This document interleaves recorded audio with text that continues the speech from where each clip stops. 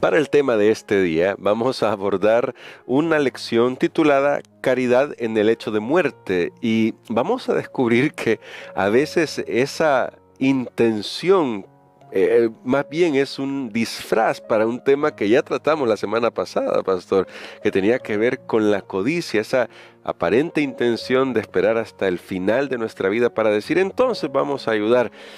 Vamos a entrar de lleno al tema para que veamos de qué trata, y vamos a descubrir que Dios tiene un plan para nosotros, y si nos sometemos a ese plan podremos vivir una vida plena. Así que vamos a orar. Querido Padre, gracias te damos por tu palabra. Tú quieres ayudarnos muchísimo a aprender a vivir nuestra vida hoy, cada día, mientras estamos vivos, mientras podemos ayudar a la causa de tu nombre. Así que danos sabiduría para extraer los principios que necesitamos de tu palabra, en el nombre de Jesús. Amén. Amén. Durante varios días, pastor, hemos estado hablando, me refiero a varios días, no solo esta semana, sino en toda la lección, sobre el hecho de que Dios no está peleado con las riquezas. Eso ha quedado claro. No está peleado con una persona que tenga muchas riquezas. Dios no condena a los ricos por sí, por ser ricos. Pero la pregunta que surge siempre esto es, ¿qué pide Dios sobre qué actitud deberíamos tener nosotros frente a las riquezas? ¿Será que lo que Dios dice, miren, rechacen todas las riquezas porque eso es pecado? ¿O qué es lo que Dios quiere de nosotros?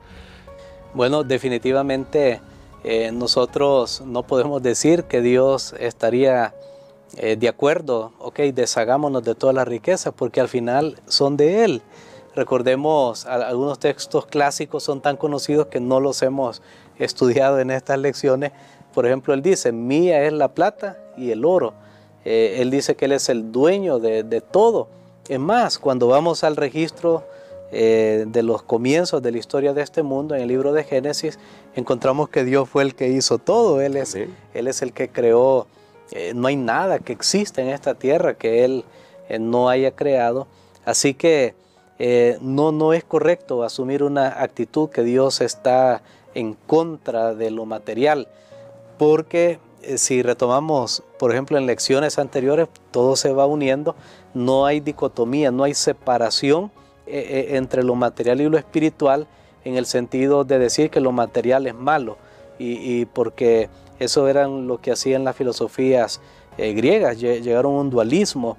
Okay, la materia es mala y sí hay un alma. ¿Recuerdan cuando estudiamos el tema de la muerte?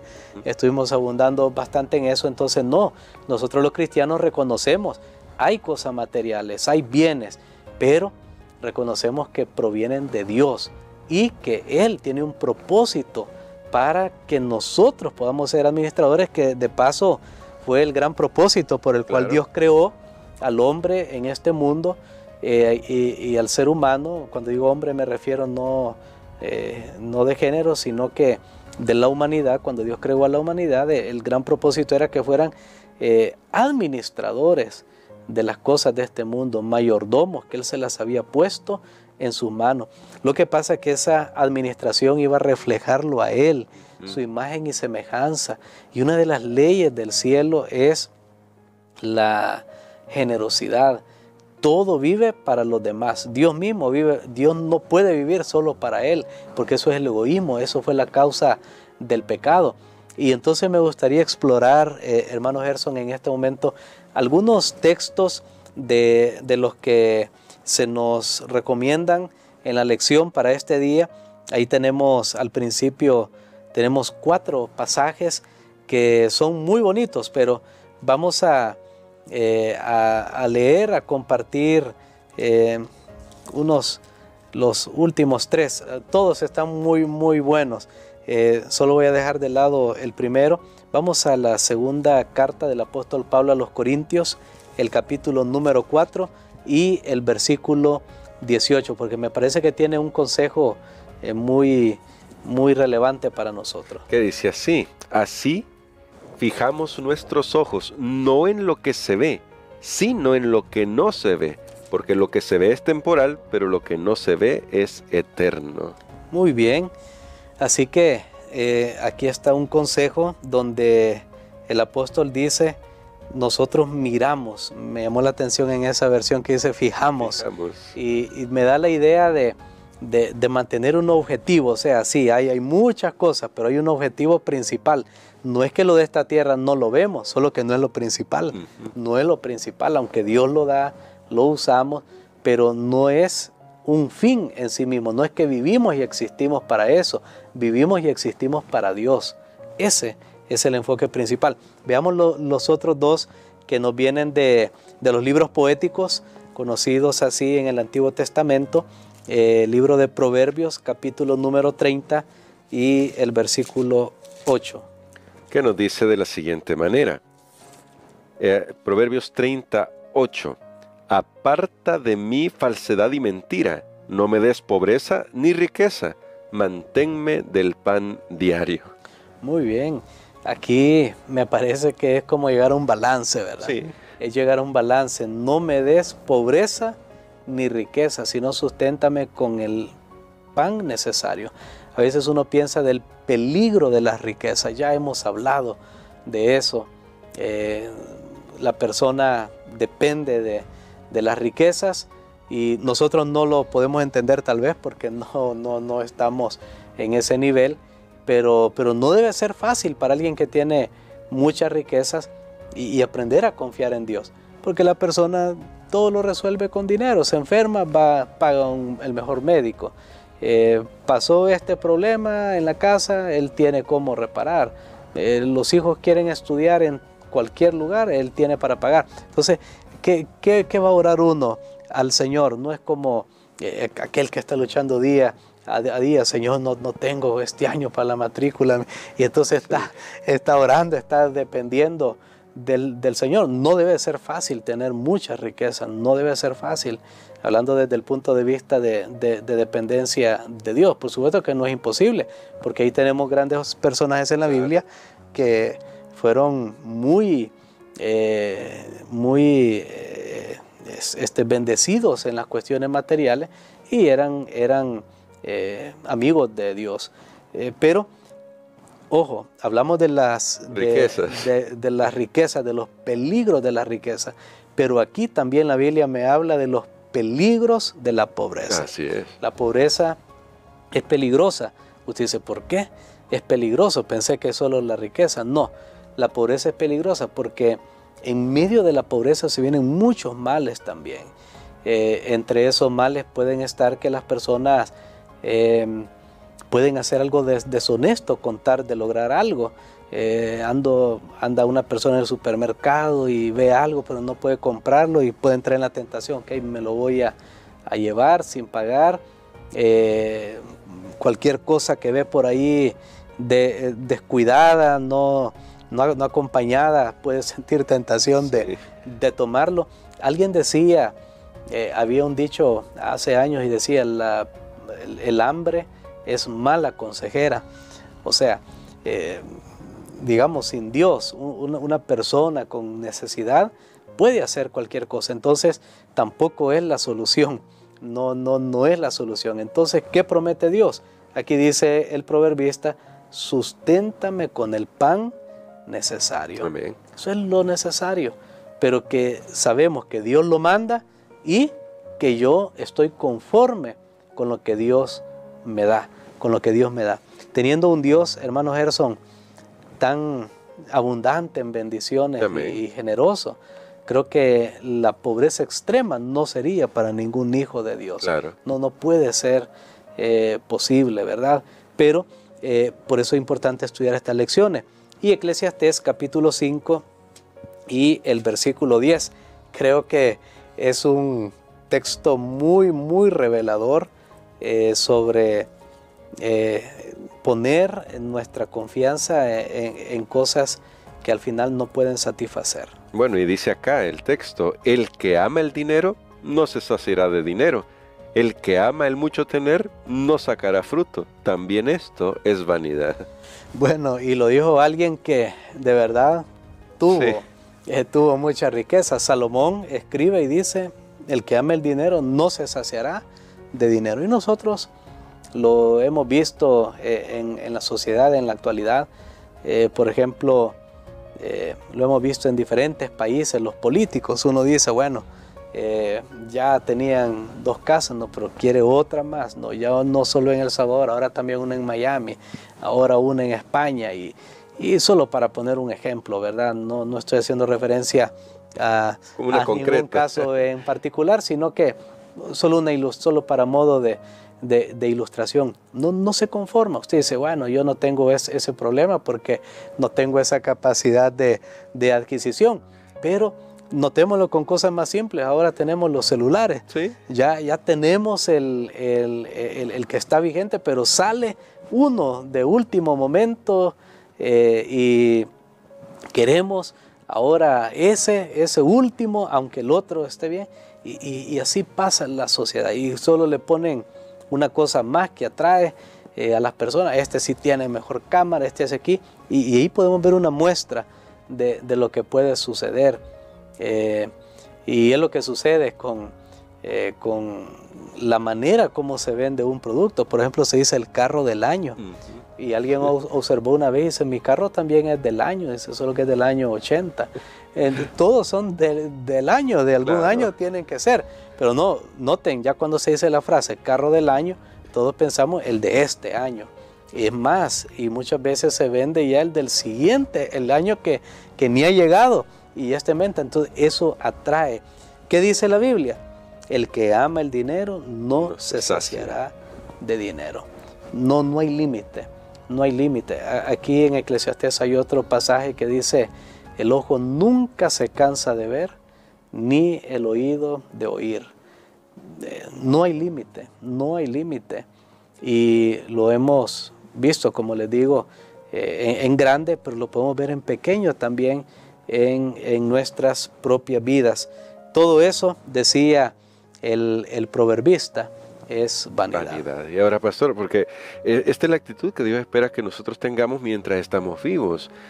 Pero, ¿por qué será que a veces hay personas, o puede ser que alguna persona diga, bueno, está bien, pero entonces quiere decir que yo puedo usar mis recursos como yo quiera, los utilizo para mí, voy a ser equilibrado, voy a intentar ahí no dejarme llevar por las riquezas, deslumbrarme por las riquezas?